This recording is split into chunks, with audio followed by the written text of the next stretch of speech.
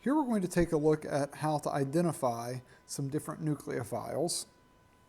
The first is just going to be an atom with a lone pair.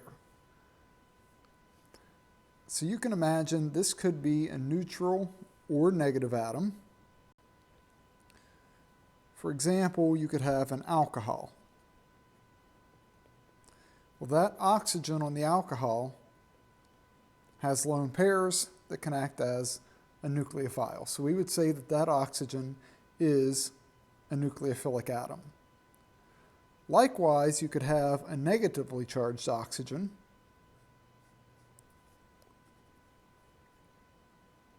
like this, and we know that that oxygen also has lone pairs.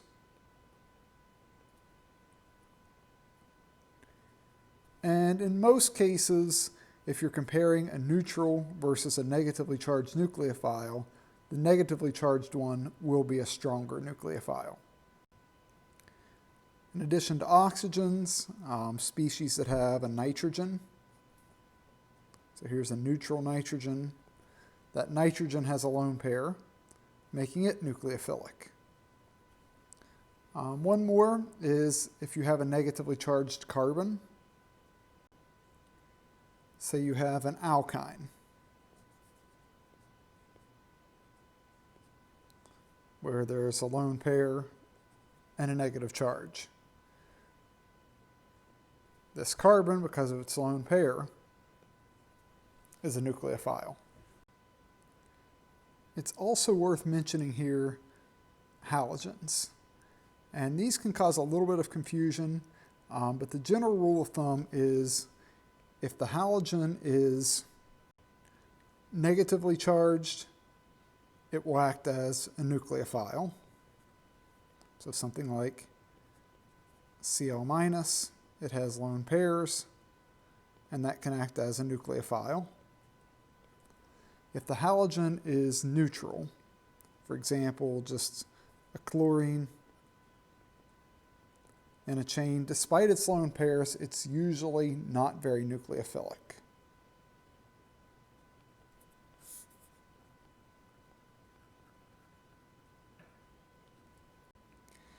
And you can kind of think of that as the fact that it's a halogen, it's electronegative, and it really wants to hold on to those electrons pretty tightly. The next class is an atom bonded to a metal. What we're going to really see, though, is this pretty much ties in with our first category. So, for example, you might be given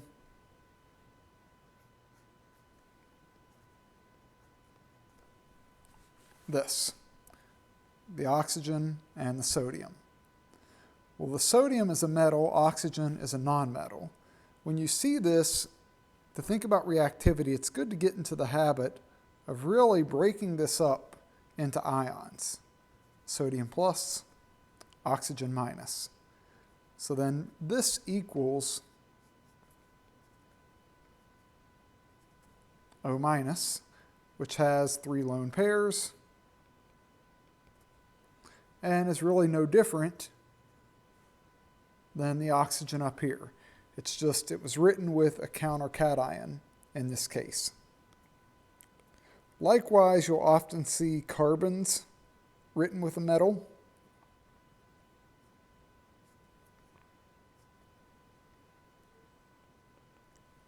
So you have this carbon-lithium bond. Again, the carbon's a metal. The carbon's a nonmetal, lithium is a metal. So you can think about breaking that up and instead treating this as carbon with a lone pair and a negative charge and lithium plus. So that carbon is the nucleophile. Just a couple other simple reagents that we'll run into later in the semester. Here is sodium hydride, NaH, and you can break that into sodium plus, H with a lone pair and a minus charge, so the polar opposite of a proton, H plus, or NaNH2, break that into Na plus, NH2 minus, and that nitrogen contains 2 lone pairs. So both of these atoms are good nucleophiles. The last case that we'll be using as a nucleophile this semester is a pi bond.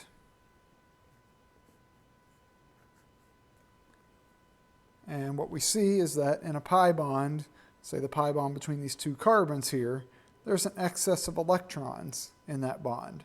So that can act as a nucleophile. Usually we're going to keep this with just the carbon-carbon pi bonds.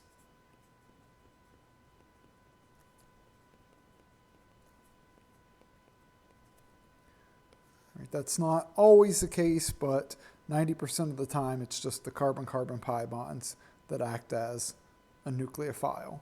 And it doesn't have to be a double bond. We could also see a triple bond acting as a nucleophile.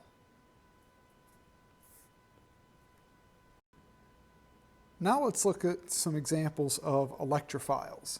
So what we're looking for in electrophiles is either a positive charge or a partial positive charge on an atom. So first is a carbon bonded to a halogen. And you'll remember we looked at this with the nucleophiles and said, although chlorine does have lone pairs, it's not much of a nucleophile. And the other reason for this is because this is more of an electrophile. The reason is because we have a dipole pointed toward the halogen. It's pulling electrons towards itself, making it partially negative, and that means the carbon that it's attached to is partially positive. So it's the carbon next to the halogen that is the electrophile. And the halogen could be fluorine, chlorine, bromine, or iodine. Usually the fluorine tends to be a strong bond. We're going to see that's often not used as an electrophile, the carbon bonded to a fluorine, but it's not to say it's completely out of the question. Usually when we do examples, we're going to be using Cl, Br, and I as our halogens. The next is a carbocation. This is a carbon with a positive charge. So here's an example of that, and we know that this carbon only has 6 electrons when it wants 8. So it's very electron deficient.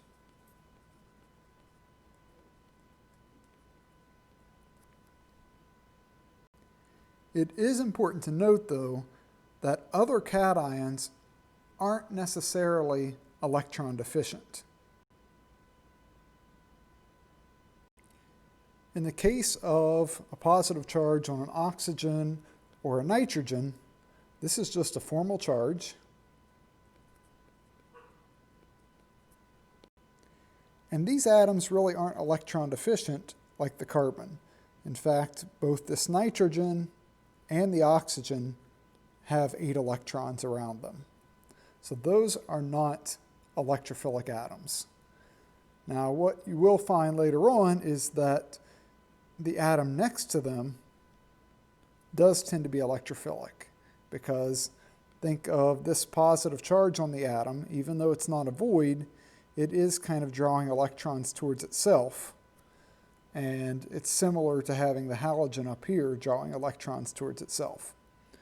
Okay, but these aren't things you really need to worry about right now. Just focus on positively charged carbons as being electrophilic. The third type is a carbon heteroatom pi bond.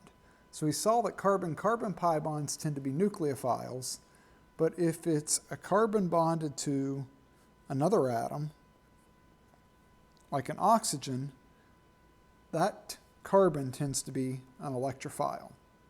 So here I'm not talking about the pi bond as being nucleophilic or electrophilic. I'm talking about the carbon that's part of that pi bond. There's a couple of ways to think about this. You can think of it in terms of just the dipole pointed toward the oxygen, which makes it partially negative, the carbon partially positive. Or you can think about it in terms of resonance. If you draw the resonance structure for this, we can put that pi bond onto the oxygen as a lone pair.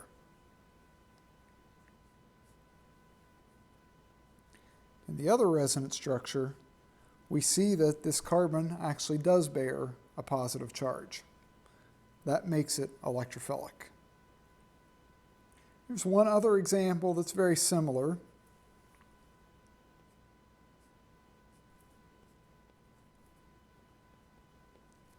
But in this case, the heteroatom bears a charge.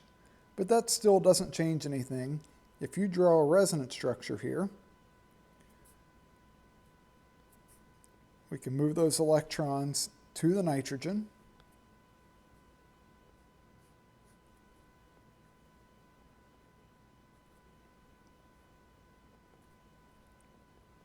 And now we see the carbon bears the positive charge. So this carbon is electrophilic. Again, that has to do with lacking electrons. This carbon only has 6 electrons. In the other resonance structure, all atoms have an octet, so that's why this nitrogen is not electrophilic, for the same reason the nitrogen up here isn't electrophilic.